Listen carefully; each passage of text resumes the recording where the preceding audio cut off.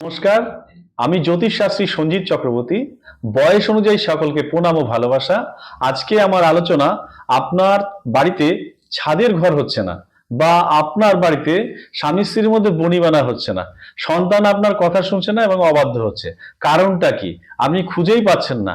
আপনি দেখুন তো আপনার বাড়িতে ভোলেনাথের শিবলিঙ্গ 4 আঙ্গুলের ঊর্ধ্বে আছে কিনা।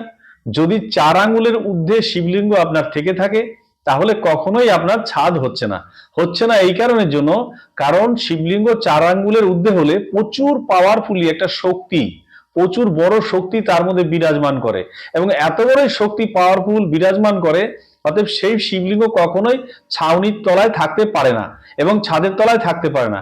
সেই কারণের জন্য আপনার ছাদ হচ্ছে না এবং সেইটার যে পাওয়ার শক্তি, স্বামী স্ত্রীর মধ্যে বনিবানা এবং ডিস্টার্ব আনছে, স্বামী স্ত্রীর মধ্যে বনিবানা আসছে না বা ডিস্টার্ব আনছে এবং সেটার প্রভাবে এতটাই পাওয়ারফুলি যে আপনার সন্তান আপনার অবাধ্য হচ্ছে। তো অতএব চেষ্টা করুন 4 আঙ্গুলের নিচে শিবলিঙ্গ রাখা।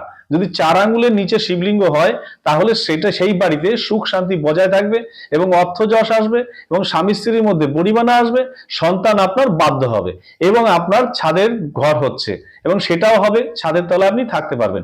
যদি শিবলিঙ্গ 4 এর ঊর্ধ্বে হয় তাহলে কিন্তু সে ছাউনিতে থাকতে পারবে না, খোলামেলায় থাকতে পছন্দ করবে, অতএব আপনার বাড়ির ছাদ হচ্ছে না।